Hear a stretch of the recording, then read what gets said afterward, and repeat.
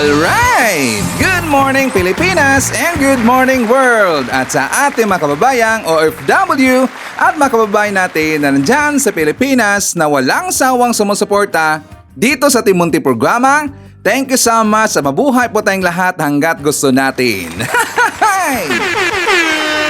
Well, anyways, tuloy-tuloy na po tayo sa tagababalita dito ng mga tamang balita at sagutin ang maling information na ipapakalat ng mga fake news peddlers ng mga anti-Marcos, lalong-lalo na doon galing sa mga DBS na mga vlogger magkabayan.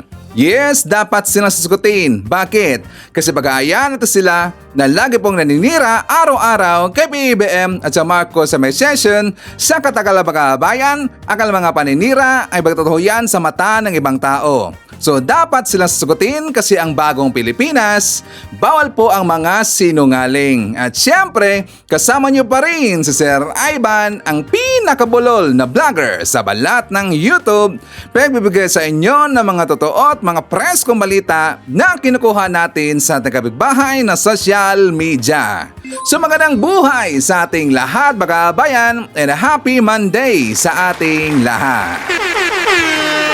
Okay, so before tayo mag-start mga kabayan, well, syempre, as usual, i-check natin ang mga account na marami pong mga comment dyan sa baba sa ating comment section, yung ating pong top 5 commenters. Nandito po sa inyong listahan, ang nanguna po si Ma'am Shane Sibal. Meron siyang 90 na mga comments. Nandiyan po si Lerma Sondita. Meron siyang 69 na mga comments. Nemi Hasigawa. Meron siyang 34 na mga comments. Nandiyan po si Ana Corduba. Meron siyang 33 na mga comments. And Lynn Gonzalez. Meron siyang 35 lahat ng mga comments. Again, thank you so much po sa ating top 5 commenters. At syempre, pasalamatan rin po natin ang ating po mga silent viewer dito sa ating channel. Thank you so much. At syempre, pasalamatan rin po natin ang lahat ng mga viewers na lagi pong nagla-like, lagi rin pong nagsishares ng ating mga videos. Thank you so much. And also mga kababayan ko, i-acknowledge po natin ating pong mga channel members. Nandyan si Pusong Inami, Maria Luz Lagunsad, Barbara Butler, Katita Dar, Susan Torres, Edmond Castillejo, Samuel Membrado, and Via Vivar.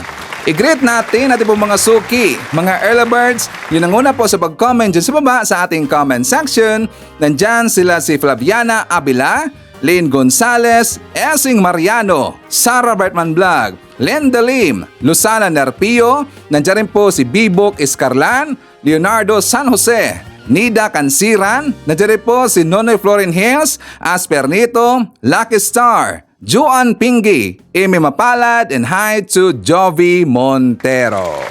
Okay, so kumustang lahat mga kabayan? How are you today? Well, of course, I'm hoping po na sana magandang ating gising ngayong umaga at meron tayong energetic po na aura katulad po kay Sir Ivan. Siyempre, as usual, doon po si kababayan po nagigising pa lang at wala pang energy. Don't worry! Painitin ko po kagad yung mga umaga kasi maraming mga baon na mga pasabog at mga balita sa Saiban na magamit ho natin. Ipandibang po sa mga ipapakalat na mga fake news ng kabilang kampo, mga fake news peddlers. At syempre mga kababayan ko, dapat silang kukurtin araw-araw kasi sila po ay salot ng lipunan. Okay, good morning Pilipinas, Luzon, Visayas at Mindanao. Well, today is Monday, no? And I know it's a very busy day, mga kabayan. So, ating po mga pamilya, ating po mga asawa or husband, very busy po mga kabayan. Kasi nga, Monday na Monday, nag-prepare ho tayo or sila po, nag-prepare ho sila para po sa pagpunta po ng eskwelahan ng ating po mga anak. Mga kababayan po na meron pong trabaho, nag-prepare sila po para po sa kanilang trabaho, mga kabayan. So, today is a very busy day. It's a blessed Monday, mga kabayan ko. So kahapon, dahil po napag-usapan natin po itong si Budoy Makabayan, si Basti Duterte, hindi pa po tapos si Sir Ivan. Kasi marami pong kumuyog kay Sir Ivan Makabayan. Kinuwag tayo ng mga DD shits. Kinuwag si Sir Ivan. Well, ipagpatuloy ho natin. Kasi meron pong nadiscover po na balita the other day Makabayan, si Sir Ivan, ito po ay nakakagimbal. Hindi po to tungkol po sa drugas mga kabayan. Iba po, iba po. At tara pong nakagulat at saka at the same time po nakakagalit mga kabayan. Totoo lang talaga, talagang hindi po na nakontrol mga kabayan, no? Or baka lang po hinayaan nila po na mangyari ito mga kabayan. Kung ano yan, mamaya pag-usapan natin yan. At saka siyempre, kukurtin natin po yung mga Duterte mga kabayan. And also pag-usapan rin po natin, kasi nga napansin ko doon sa Twitter mga kabayan, sa Twitter at saka doon sa Facebook, na di ba si Sara Duterte ngayon ay talagang tahimik mga kabayan, di ba na nahihimik lang, at saka napansin rin natin, todo pangangampanya na po mga kabayan, nangampanya na po itong si Sara Duterte. Kahit malayo pa po ang election, napaka-busy talaga at saka nag-una-una mga kabayan. Nag-una-una, busy po sa pangampanya. So napansin ko po, ito po mga trolls nila, ang dami talaga Ang dami pong nakita mga kabayan, siguro mga 100 plus na mga account po doon sa Twitter at sa Facebook. The same po ang kanilang post mga kabayan, the same po. Yung mga pictures po ni Sara Duterte na kung saan maganda tingnan mga kabayan. Yung ang ibig sabihin natin dito, maganda siya tingnan. Doon po sa picture na yon, sa picture mga kabayan maganda. So ang nilagay po nila na captions, ganda talaga. Yan lang po ang kalang banat ng mga kabayan. Kasi nga naubusan na po sila ito po ng bala, wala na po sila itong nagamit po na paninira po sa ating gobyerno at kay PBBM at saka kay Efelisa mga kabayan. Naubusan sila sa kanilang paninira, so ang ginamit nila, ang picture po ni Sara Duterte, tinitulan nila po, nilagyan po ng captions na ganda talaga. Ganda talaga, gumanda dahil po sa nagparitoke mga kabayan. Sino bang nakakaalam niyan? Na naparitoke po ito pong si Sara Duterte? Ritokada po yung mga kabayan. Napansin ba natin po versus sa kanyang luma po ng mga pictures mga kabayan? I think that is 3 years ago, 4 years ago. Napansin ba natin iba po doon ang mukha po ni Sara Duterte mga kabayan? Siya po ay ritokada. Gumana po itong si Sara dahil po nagparitoke. Pero ang tanong dito, isinali ba niya o sinabay rin po niya pagparitoke po ng kanyang utak mga kabayan? Sa nga mga DD-sheds, tanong po yan Sir Ivan, nasama ba sa pagritoke ang utak po ni Sara Duterte?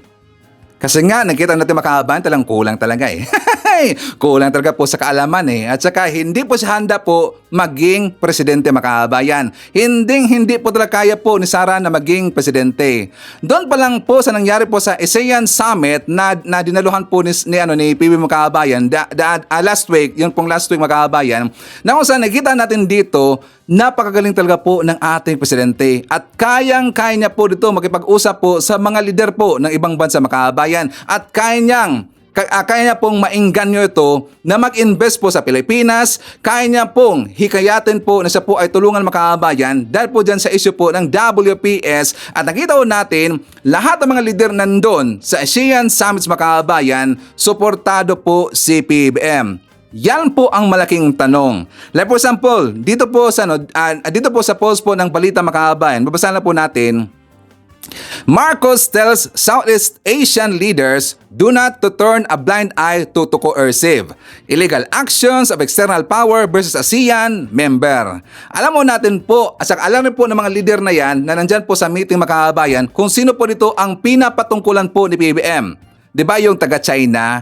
Kasi nga hindi po maganda ang ginagawa po ng China mga kabayan until at this moment, diba kahapon meron pong nangyari na sinirita na po ng tubig mga kabayan. Ating pong kababayan po na Coast Guard. Diba kahapon may nangyari naman po, gonggong talaga itong taga-China Hanggang ngayon mga kabayan, napaka-hassle pa rin po ng mga taong ito. Itong taga-China mga kabayan.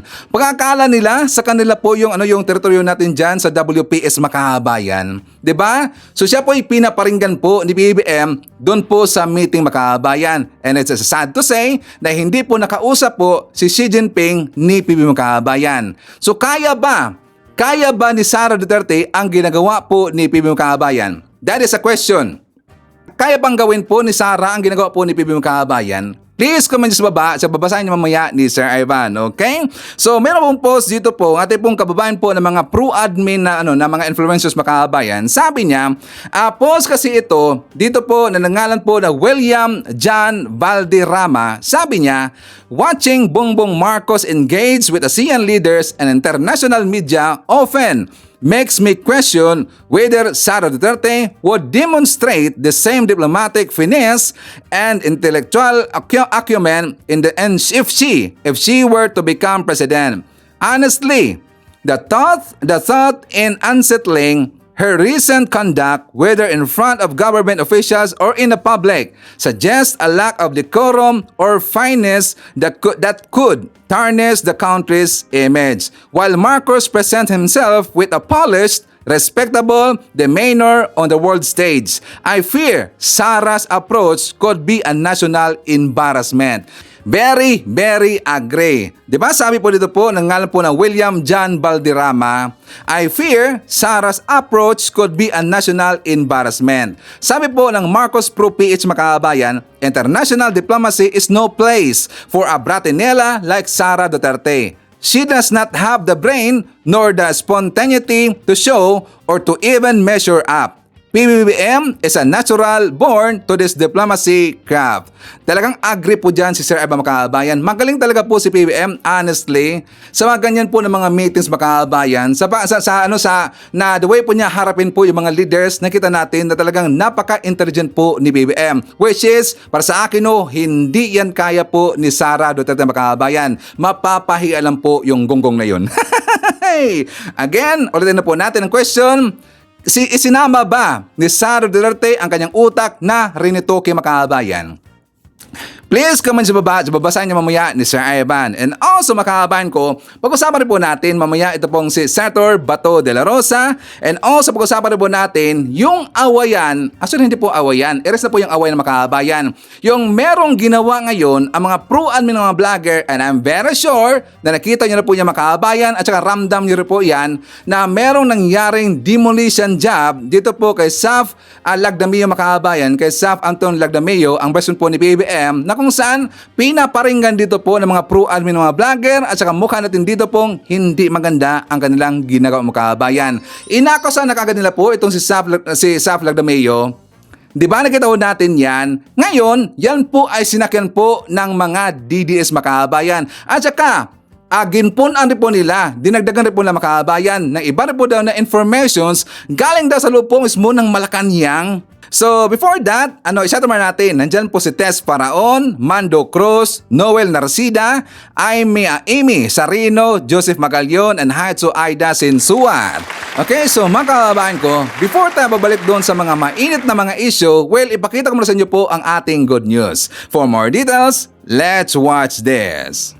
Tagumpay ang naging paglulunsad ng bagong Pilipinas Servicio Fair sa Pasig City ngayong araw. Papalo sa 75 billion pesos na halaga ng tulong, serbisyo at programa ang inihandog dito para sa creative industry.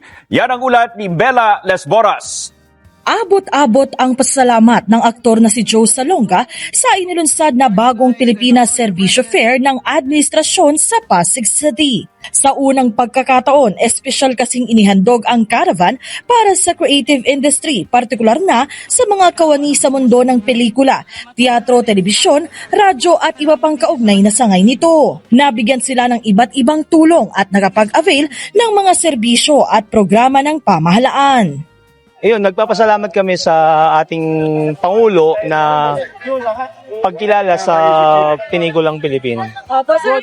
Ang retired production staff na si Fe, masaya rin sa natanggap na ayuda dahil malaking tulong daw ito sa kanilang pamilya. Maintenance, sa pagkain, sa araw-araw, gano'n. Nagpapasalamat nagpapasalamat kami dahil nagkaroon ng ganitong affair na parang ngayon lang yata ito nangyari. Pinangunahan ni Senador Bong Revilla ang paglunsad ng BPSF Caravan. Sa ngala ng mga kasamahan niya sa industriya, nagpabot ang senador ng taus-pusong pasalamat kina Pangulong Ferdinand R. Marcos Jr. at House Speaker Martin Romualdez sa paghahatid ng serbisyo fair sa publiko. Sa 2 araw na caravan, aabot sa higit 15,000 ang benepisyaryo ng nasa 75 million pesos na halaga ng mga tulong at programa. First time nangyari ito sa atin. Tama ba? Kung tama, palakpakan natin ang alimahal na Pangulo. First time. Kaya ako'y kinikilabutan Dumalo rin sa pagtitipon sina MMDA Chairman Romando Artes, dating DILG Secretary Benhur Abalos, House Deputy Majority Leader Erwin Tulfo, iba pang kongresista at ilan pang opisyal ng pamahalaan. Ang ilang sikat na personalidad nakilahok din dito at kininala ang kahalagahan ng caravan para mapalakas pa ang creative industry sa bansa.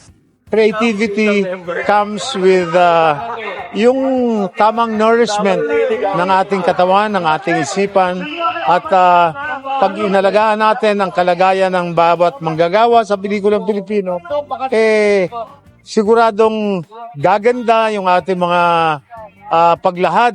Isang malaking tulong po talaga sa kanila. So I'm very much happy and overwhelmed and very thankful to the President. Of course, Speaker Martin Romualdez, Speaker, thank you so much for sharing the budget to the people.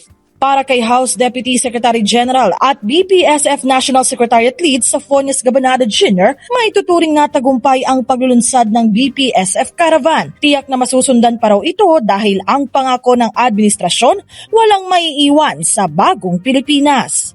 Kagaya ng mga retailer sector natin sa mga malls, magkakaroon ng AKAP Mall Tour ang Presidente at si Speaker Martin Romualdez sa mga malalaking malls natin sa Metro Manila. Ang next din ito, tinitingnan din natin yung mga delivery sector, yung Grab, ang Cash, and among others na gusto ding itap ng ating Speaker Martin Romualdez para mabigyan sila ng cash assistance din. Sa mga susunod na araw at linggo, inaasang ibang sektor naman ang matutulungan ng Bagong Pilipinas Servisyo Fair. Mas inilapit pa sa mga Pilipino ang murang bigas sa ilalim ng Kadiwa ng Pangulo Program. Ito ay matapos buksan sa bansa ang 20 bagong Kadiwa store. Yan ang ulat ni Benji Durango. Nasa 20 bagong kadiwa ng Pangulo ang binuksan ngayong araw sa iba't ibang lugar sa bansa. Pinangunahan nito ni Agriculture Secretary Francisco Chu Laurel sa Barangay Hall ng Barangay Daang Bakal, Mandaluyong City. Support yung ating kadiwa ng Pangulo at masuportahan ng ating mga farmers, lalo na sa high value crop. Before the end of this year, meron ng magkakaroon ng mga kadiwa. Yung pina-finalize lang namin listahan doon sa 169 Ang isa pang magandang balita, mabibili na rin sa lahat ng Kadiwa stores ang 43 pesos na Rice for All. Sa Kadiwa ng Pangulo sa loob ng Bureau of Animal Industry sa Quezon City, bagamat alas 8 na ng umaga nagsimulang magbenta ng 43 pesos na Rice for All, pinilahan pa rin ng mga mamimili ang bigas na malambot, masarap kainin at mabibili na walang limit. Mas maganda siguro yung bigas na yon at saka mas mura kaysa yung nabibili sa palengke. Maganda yan para sa mga tulad namin mahihirap, at least nakakabili kami ng ganong kamura. Kasunod ito ng utos ng Pangulong Ferdinand Marcos Jr. na gawing dekalidad at abot kaya ang presyo ng pangunahing bilihin, lalo na ang bigas. Pero meron din tayo kasi lalagay na medyo malalaking cold storage kagaya ng malaki sa Mindoro. Diba? Tapos maybe another one sa may car. Then yung maraming maliliit along the way. So it's a whole system no? Hindi tayo magkatayo ng kadiya para lang magbenta. Kasama yung yung mula original preservation cold storage para may buffer stock. Tapos ang susunod diyan is pati yung mga tracking papunta rito pabalik. Yung sistema na yun, parang food train na tinatawag. O ayan, so palapakan naman natin po si PBBM and also ang Marcos administration, makabayan. Alam nyo ba na ito po mga DD sheets, makabayan, nagagalit ka agad kay Sir Ivan kapag mag-comment ako dyan sa baba na unti-unti nang umuunlad ang bansang Pilipinas or unti-unti nang umuunlad ang ating ekonomiya sa pangunguna po ni PBBM, nagagalit ka agad, tapos sabi nila, sang banda doon umunlad. Nagagalit kasi alam niyo po makabayan, yung ganyan po ng mga reports, yung mga meron po mga good news, galit sila dyan. Napaka-allergic po itong mga DDS sa ganyan po ng mga balita, makabayan, kasi gusto nila pangit na imahe ang mangyari po sa Marcos administration. Yan kasi po ang galang gusto, makabayan, kasi gusto nila hindi po malamangan po itong si Digong. Di ba sinasabi nila noon na si Digong daw ang best president, makabayan? Sabi lang, ang best president daw. Pero sa mga nangyayari ngayon, naging worst president na po itong si Digong, makabayan. From best president, naging worst president na po itong si Digong. Dahil po nalalaman na po ng taong bayan ang ginagawang kalokohan po ni Digong sa kanyang panahon, makabayan. So hindi na po best president, kundi naging worst president na po itong si Digong, makabayan. Ano na ng mga DDS? Tulad po ito sa sinasabi po ni Ramon ang makabayan. Nalalaban natin, ipaalala ho natin dito po sa mga DDS na kung saan napakaganda talaga po ang sinabi po ni Ramon ang makabayan tungkol po kay PBBM. For more details, let's watch this. Na nag-aalisan na rito, ito yung mga nasa mga sugalan siguro, mga pogo, mga illegal funds, siguro nagtatakbuhan na yun. Kasi hinuhuli na ng gobyerno eh. Pero yung mga legal na pera, mga legal na negosyante, lahat nandito. Tingnan mo yung Shoemart. Grabe ang investment ng Shoemart sa Pilipinas. Kita mo Henry C. family. Kita mo, di ba? Yung lahat ng Filipino family, grabe ang investment sa Pilipinas. Kaya ako tingin ko, after 2028, si BBM, mamimiss ng mga Pilipino. Ganon? Oh. The only Filipino president na hindi nagpaduro sa mga dayuang gusto mang-agaw ng lupa natin. Opo. Yan. Hindi naman kayo Hire ako 2 months ago, officially, Opo. ay inabot ko na sa susunod na management yung pagpatakbo ng kumpanya. Of course, tatapusin ko itong mga sinimulan ko, paglilinis ng ilog, yung mga tinatapos kong karsada. Pero para ako naman, di ko naman kailangan magsip-sip kahit kanino eh, di ba? Because for many years, makikita mo, yung leader, hindi naman talaga bumababa sa detalye. Hindi nagtatanong ng detalye. Ano yung paano mo gagawin yung airport? Paano mo yung mga detalye? Very seldom you can see that. Pero itong si BBM, masipag eh. Tsaka iniintindi niya yung mga detalye. Can you imagine, pinatawag pa ako para makausap yung mga detalye, i-present ko raw sa kanya yung mga timeline, kung ano-ano. I think very seldom you can experience that. Eh ako naman nagsasabi lang ng totoo kasi sabi nga eh, retired na ako eh. Hindi ko na kailangan mambola. Hindi ko na kailangan. O di ba mga DDS, ganyan po kagaling po ang ating presidente. Ganyan po kagaling po si PBBM. Sana man kahit konti na gano'n rin po kayo mag-isip, katulad po kay Ramon Ang na very optimistic at marunong pong tumulong sa ating gobyerno. Kasi kapag ganyan kayo mga DDSets, hindi kayo pabigat po sa ating bansa at saka hindi kayo dumagdag po sa problema po ng Pilipinas, bibilis kasi ang pang-udlad ng ating gobyerno, mabilis kasi ang pag-udlad ng ating ekonomiya at saka ng bansa natin. Kasi wala kayong ibang iniisip kundi ang inyong pansariling interest man lang. Hinihilan nyo pababa po si PBBM, sinisiraan ninyo. Alam nyo ba na ang tagumpay po ni PBBM ay tagumpay ho natin yung lahat makabayan? Di ba mga DDS, kapag magtagumpay po si PBBM ng kanyang mga plano, uunlad po ang bansang Pilipinas. Pero anong ginawa ninyo? Hinihilan nyo pababa po si PBBM, sinisiraan ninyo at gusto nyo pong iupo yung isa naman pong kulang pa sa pag-iisip makabayan at kulang pa ho sa training, yung isa na yon at hindi pa ho siya qualified po na maupo bilang presidente makabayan. So sana tulungan ho natin po si BBM, okay? So, ayun sa makabayan ko, ito na po pag-usapan na po natin. Yung tungkol po dito sa kanilang, sa tingin ko lang parang meron dito pong demolition job na nangyari po kay Saf Lagdamio makabayan. Yan, pag-usapan na po natin yan. Di ba, hindi ko finalo-upan po yung tungkol po sa aking topic, tungkol po kay Lagdamio makabayan. Nalalaban natin yan, that is 3 vlogs ago yata yan. Yung kasasagan po sa pagputok po ng issue, doon po sa Sultan Kudarat Makabayan. So hindi ko lang po yan finalapan. Bakit? Kasi yan po dinibunk na po kaagad ng Chief Minister po ng taga-BARM, yung pong si Ohada Ibrahim Makabayan. Nalalaban natin yan. Di ba meron pong inilabas po na statement po ang Chief Minister po ng BARM, which is sabi niya na wala dang basihan yung mga akusasyon po na naakusa dito kay Lagdamio tungkol daw sa alleged corruption Makabayan. Wala po. So yan po dinibunk kaagad po ng Chief Minister po ng BARM. Pero siyempre, ito pong ating makakilala po ng mga vlogger makabayan, pinagpatuloy nila, tapos sabi pa nga nila, sinubutahe daw, meron lang pananubutahe dito ang ginawa daw, ito pong si Lagdamio makabayan.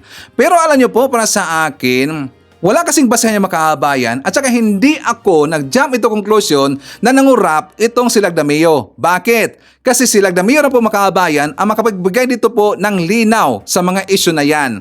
Yung ibinato po ni Mangundo Dato, di ba sabi po ni Mangundo Dato makabayan na tungkol dito sa alleged corruption daw na ginawa daw ni Lagdamio makabayan, di ba yan po ay hearsay. Sabi-sabi lang po, meron dang yung makabayan whisper Ang ibig sabihin, yan po ay chismis.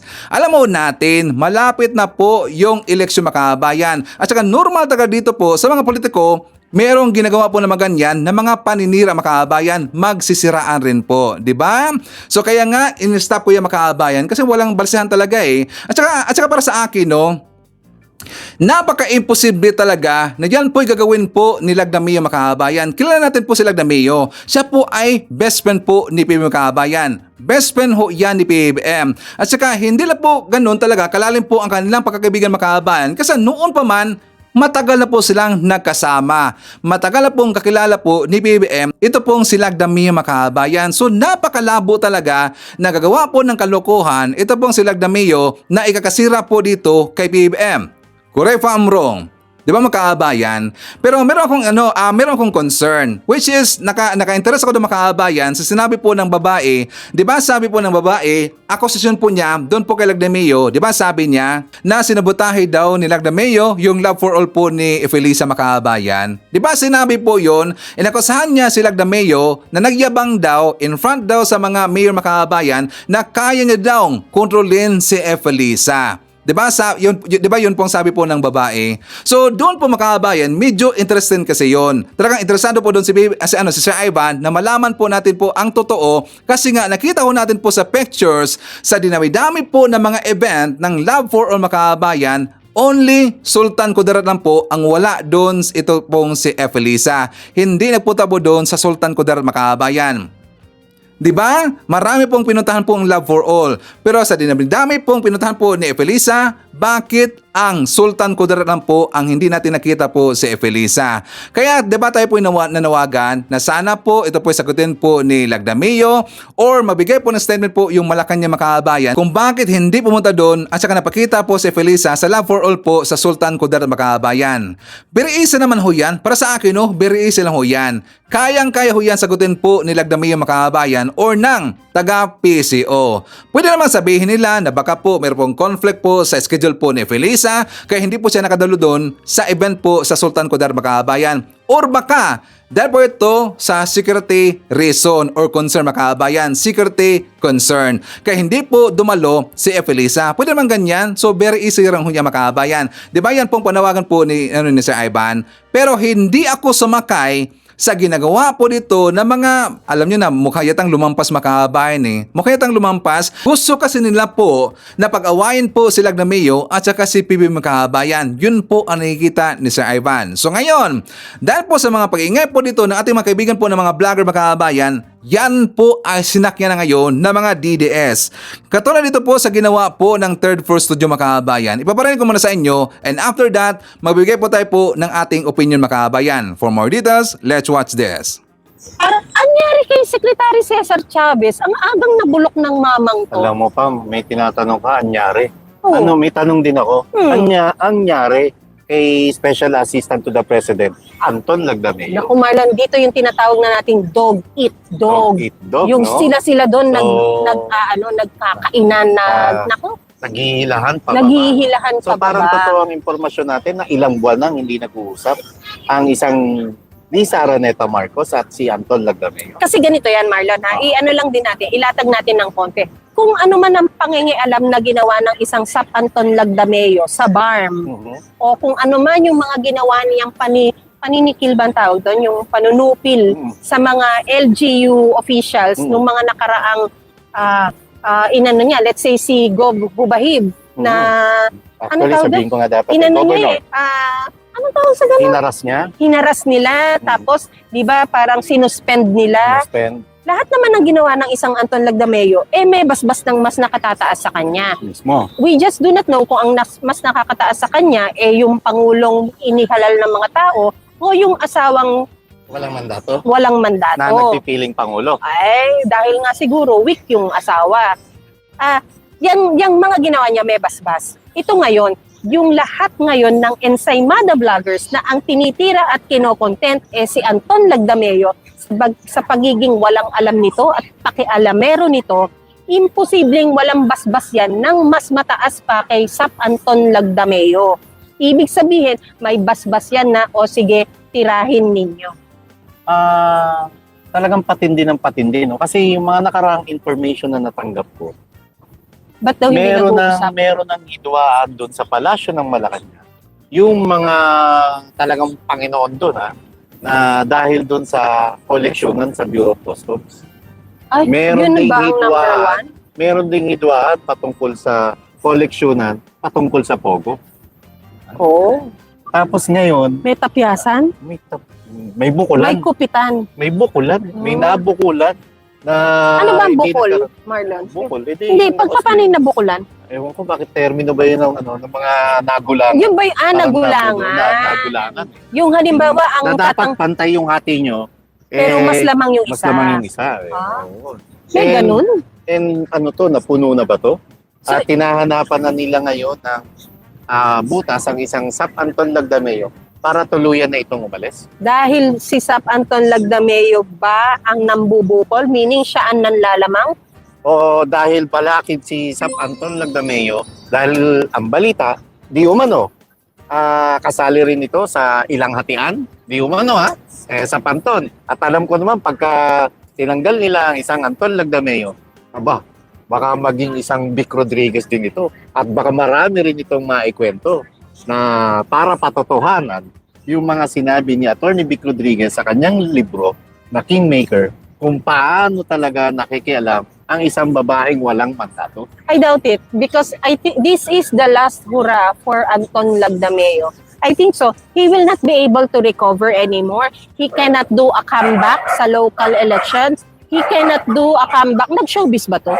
Hindi. Hindi siya nag-showbiz. Pero Nakilala lang siya, napag-usapan lang siya dahil nung na-link na siya, nag-umpisa siya malink kay Don Solueta. but then for me, it's his last hurrah. And I believe this is karma serving him and this is good karma for Miss Cathy Binag doon sa pangharas naman na ginawa ng isang Anton Lagdameo sa kanya. So after po dyan makaabayan, marami po sila mga sinasabi tungkol po kay Sap Lagdameo. Napansin ba natin, halos po sa kanila pong ginagamit po ng mga words mga kaabayan, narinig ho natin yan at saka nababasa natin yan sa mga thumbnail po ng mga kilala ho natin po ng mga vlogger, ng mga pro-admin ng mga vlogger mga kaabayan. Napansin ba natin yan?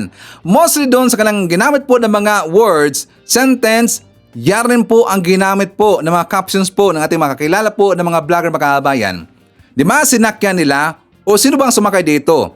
Yung ba mga vlogger na mga kilala ho natin o yung third floor studio mga kaabayan? At saka dinagdagan lang po ng third floor studio.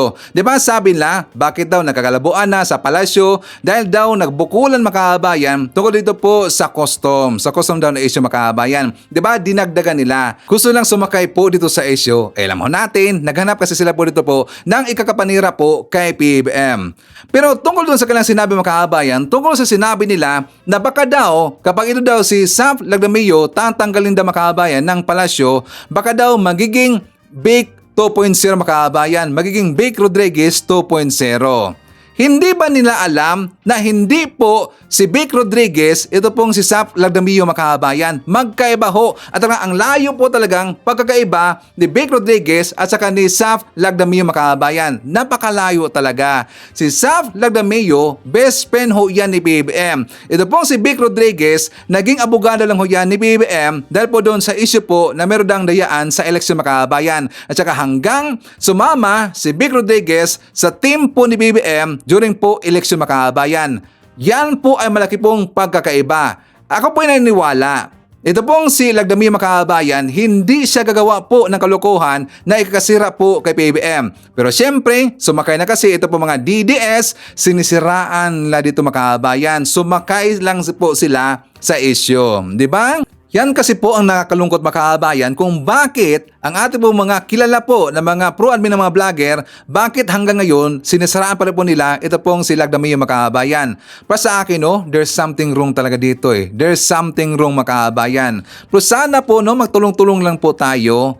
Tulungan natin po si Lagdameo kasi alam ho natin kung gaano po kaloyal si Lagdameo dito kay PBBM at saka kay F.A. sa makaabayan. Alam ho natin yan. Pero bakit pilit po nila pong sinisiraan si Lagdameo? Okay?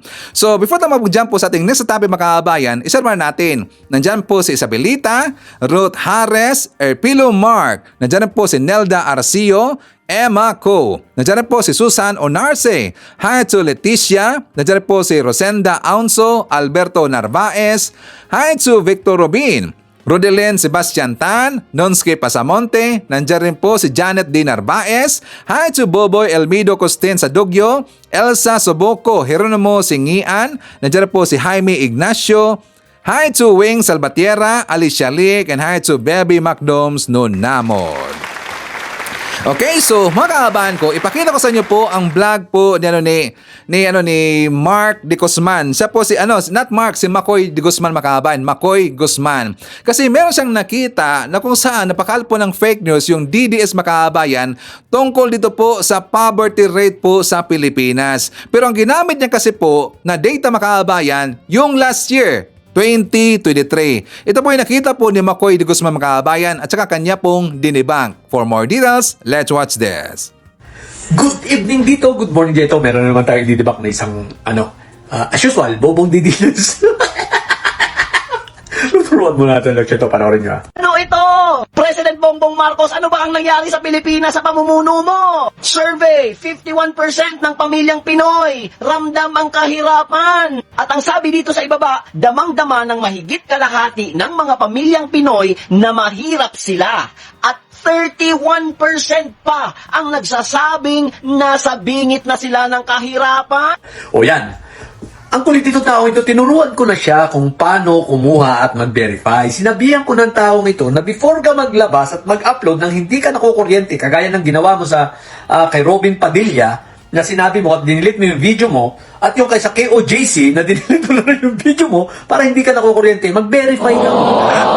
So tuturuan kita. Ito, i-debunk natin.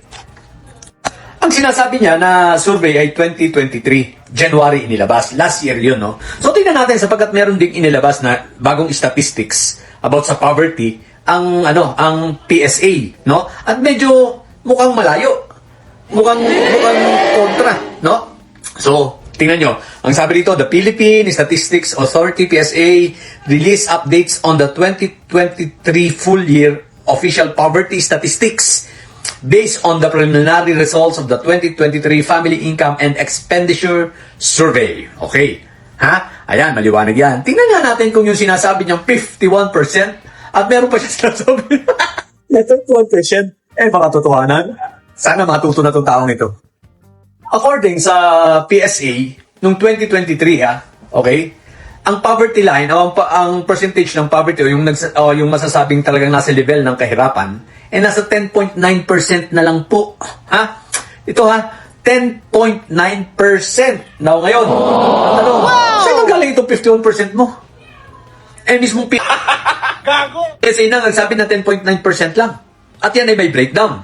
No? So, 51% versus 10.9%. Parang ang layo yata. Here I come. Oh, here I come. O ayan, ang datos na galing sa PSA. Okay? Ang sabi nito, ng 2023, ang poverty incidence sa mga families ay 10.9%.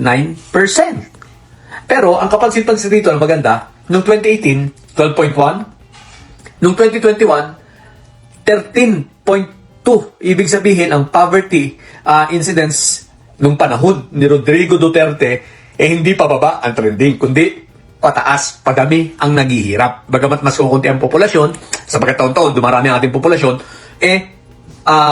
pataas ang ating poverty incidence, no? From 12.1 noong 2018 up to 13.2 noong 2021. More than 1%. I think 1.2 to be exact, 1.2%. Now, huwag na tayo mag-compute. O kung gusto mo, para matutuwa, computing mo sa population para makita mo kung ilan. No? Kung 100 tayo, 100 million tayo, so 1.2% ng 100 million. So yon ang poverty line. No? Okay? So, pagkatapos ito, noong 2021, tingnan ninyo ang trend, nakita niyo yung blue na yan? From 13.2, bumaba ang poverty, ang kahirapan ng 10.9%, so nabawasan siya ng more than 2%. Siguro mga 2.1 something. Okay? So, yun, ang tanong, yung 51% na sinasabi at yung 31%? Yung 31% na add na sa 51% na mahihirap. So ano yan? Posibleng 82% na ang mahihirap na pamilyang Pilipino dito sa bansa? Ano? So yung pa guys, ang isang nakakatawa, isipin mo. ang ginawa niya, kumuha siya ng equation, 31 plus 51, yun na daw ang poverty, incident o ang kahirapan sa Pilipinas, kaya 51 plus 82%. Talo pa ito ng high school, talo pa ng elementary kung mag-analyze. Guys, hindi ka ba nahihiya sa mga sinasabi mo? Sino ito? Mga didilist. O sa mga didilist dyan na may katalinuhan kahit pa paano, turuan nyo naman itong kakampi ninyo. Kung paano mag-analyze. Isipin mo ang analyze niya, 51% plus 32%. No! Diyos ko po. Rudy, kung ganyan ang pag-a-analyze mo, ibig sabihin, mag-a-add ka na lang taon-taon, then ito na yung result na ito. What the heck? So yun lang po. So, guys, katawa-tawa ang taong ito. So yun lang po. Puta, kaya namumura kayo ni Duterte. Ang bobo niyo daw eh. Well, ganyan talaga po ang mga DDS. Medyo kulang talaga sa pagre-resist makahabayan. Kapag makita sila dito po ng mga pangit po na mga report galing po sa ating gobyerno, yan po ang kanila pong gagamitin para po sisiraan po si PBBM o ang gobyerno natin makahabayan. Ganyan po ang kanilang gawain. Kulang na kulang po sa research at saka ang iba nga dyan karamihan sa kanilang makahabayan may pagka-uob talaga eh. Diba? Pagpasisyahan lang po natin. Okay? So, anyways makahabaan ko, dahil po tinira nila si PBBM, well, punta tayo sa Davao City. Kasi nga, kahapon makahabayan, di ba meron pong pagtipon-tipon doon po sa Davao City, which is nakita rin po natin po itong si Budoy makahabayan. Sino si Budoy po, Sir Ivan? Si Baste Duterte. Nakita ho natin makahabayan. Pero siyempre, tinira niya si PBBM. Hindi ba niya nag-isip or hindi ba nag-isip ito pong si Budoy makahabayan? Tingnan niyo lang po ang report dito po ng taga DOTR. Sabi dito makahabayan, Davao High Priority Bus System is on track to open by 2026.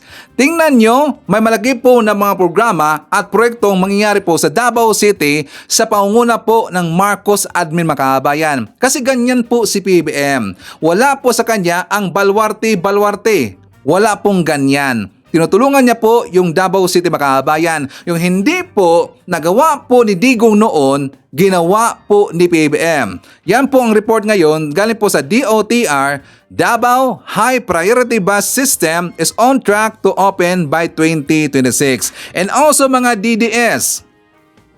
Ito sinabi ko to kahapon na meron pong report galing po sa DHSUD, 400 condominiums type units sa Davao handa nang ipamahagi ngayong taon. Yan po ay sa pambansang babahay po ni PBBM makahabayan. Hindi ba kayo nahihiya? Hindi ba kayo nahihiya na lagi nyo pong tinitira si PBBM at sinisira nyo lagi po si PBBM makahabayan? Diba mga DDS, hindi ba sila nahihiya na lagi po lang sinisiraan po si PBBM? Tingnan nyo ang mga proyekto po na hindi po nagawa po ni Digong at saka hindi rin po nagawa po ni Baste, ipinagpatuloy po ni PBBM. Okay? So punta tayo po sa nangyari po sa Davao City makahabayan. Ano yan, Sir Ivan? Ikay naman pala na hindi po mabitaw-bitawan po ni Budoy at saka ng Duterte makahabayan ito pong Davao City kasi aside pa po sa issue po na meron pong mga drugas, meron pong patayan doon, AGK, war on drugs, meron pong ibang makahabayan. Ano yan, Sir Ivan?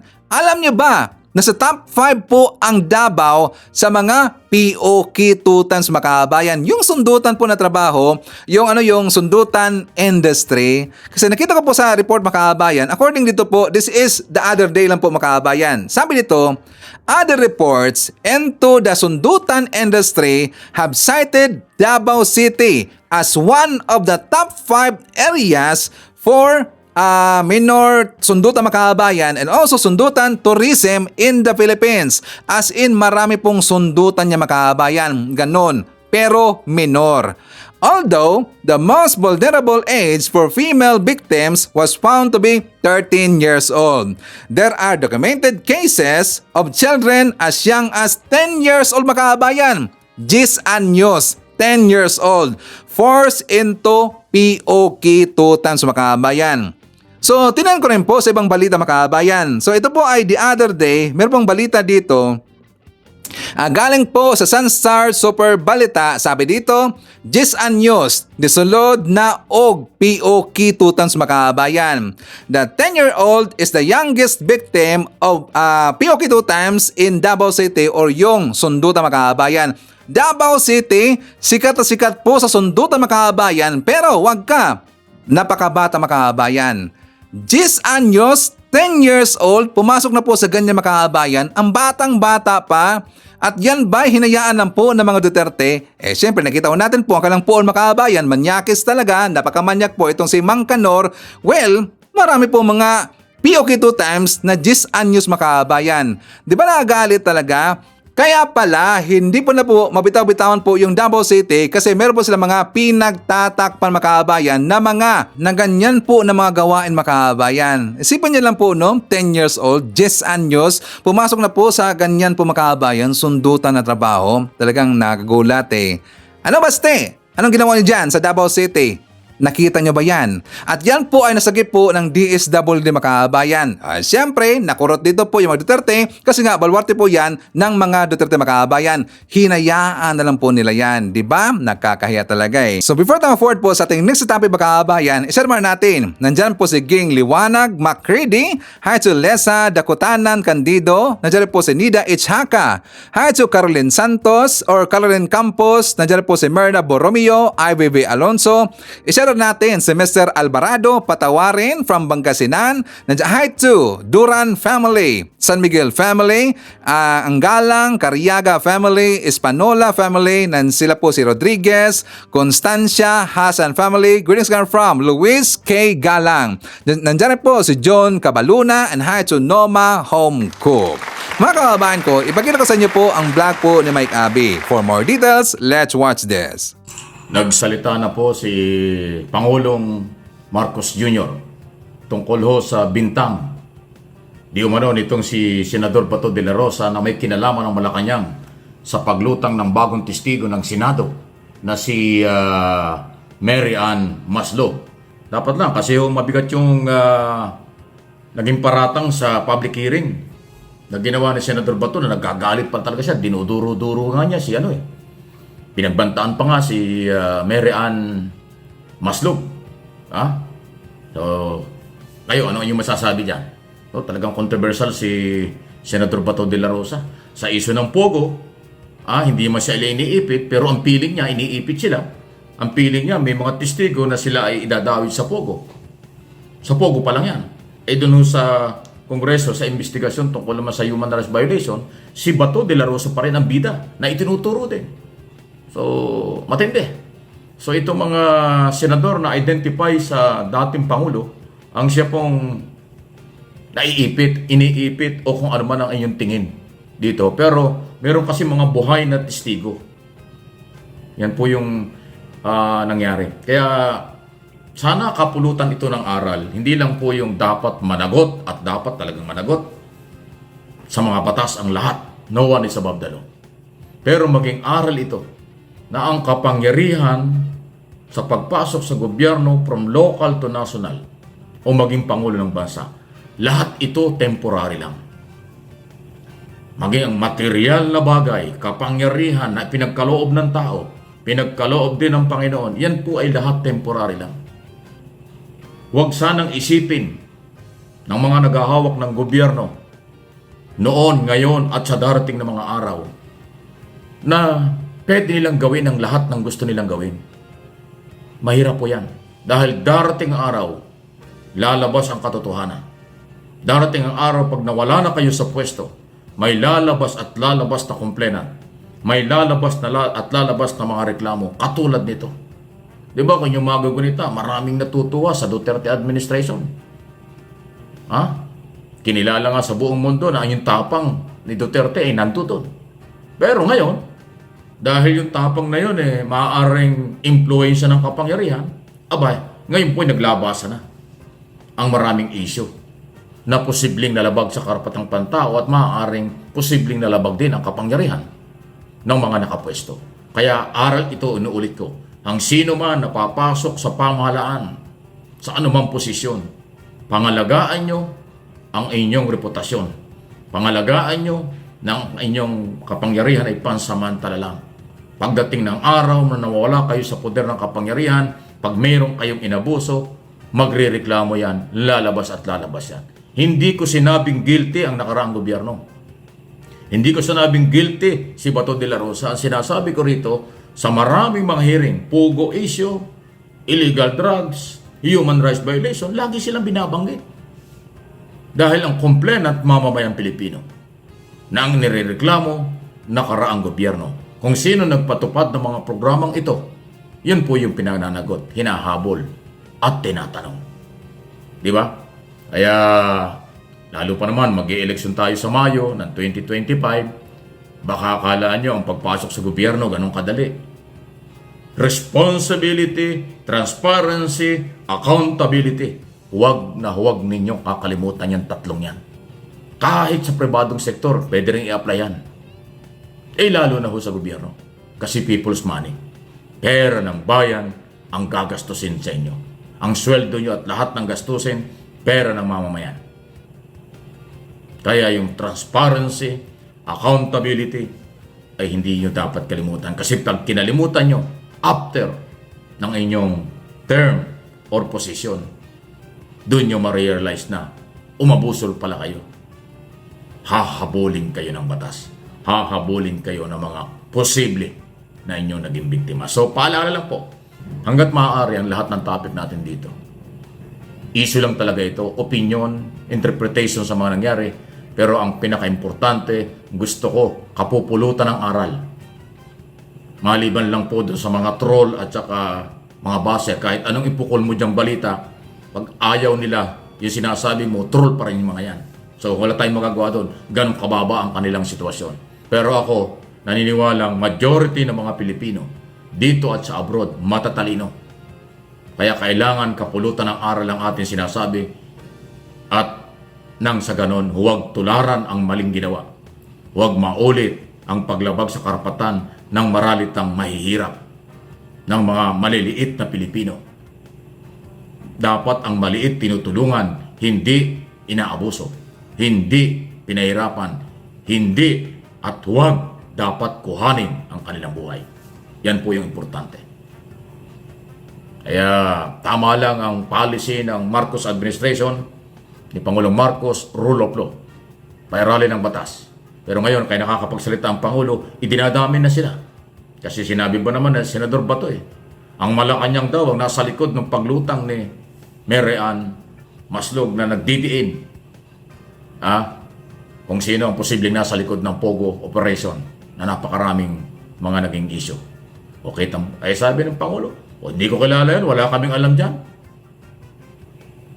So, pinalalaki nila. Sino nagpapalaki? Alam na ninyo kung sino.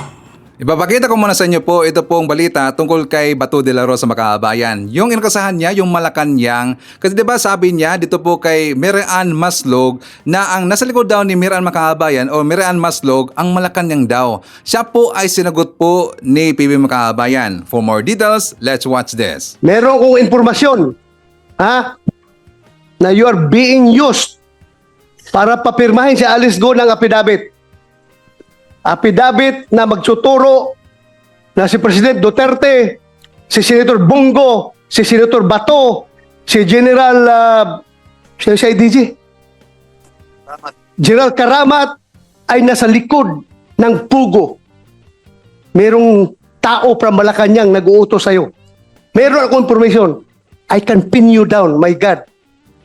Good afternoon, sir. Sir, Yes. maybe just get your reaction on the allegation of Senator Bato de la Rosa that Malacanang allegedly tapped a certain Mary Ann Maslog in an effort to link former President Duterte. Who's Mary Ann Maslog? Allegedly, she was tapped by Malacanang to link former PRRD Senator Bongo and Police Major General Karamat to Pogo-related crimes. No, I don't know anything about that. I don't know who this person is. Sir, in relation to Pogo, sir, there's an information that Alice Go is being implicated by a Chinese spy named Shen Zhejiang, who's currently detained in Thailand. What's your reaction on this, sir? Well, as this process has been going on, more and more people are coming out of the woodwork to help us in our investigations, and this is just, I think, another one of those. This is just a natural evolution of the hearings that are being conducted in the House, and I suppose the case build-up. Because cases will be filed, have been filed, and will be filed against them. So it's just a natural process, and of course, this helps the effort. If people are willing to testify or are willing to provide information that will lead us to the truth, and that is what we are after. Sir, ano na lang po yung recent efforts natin to address espionage, sir? O di ba? Pahiya doon si Bato Makabayan. Butata kay PBBM. Napahiya tong si Bato kasi hindi naman po yan alam po ni PBBM Makabayan. Di ba hindi po kilala po ni PBBM ito pong si Mary Ann Maslog Makabayan. Walang alam dyan si PBBM. Itong si Bato napahiya. Di ba sabi niya, at saka inukasahan nyo kagad po yung Malacanang na meron ng tao sa Malacanang ang nasa likod daw ni Mary Ann Maslog Makabayan. Gunggong talaga eh. Talagang panic mode Makabayan. Panic mode na ngayon itong si Bato de la Rosa.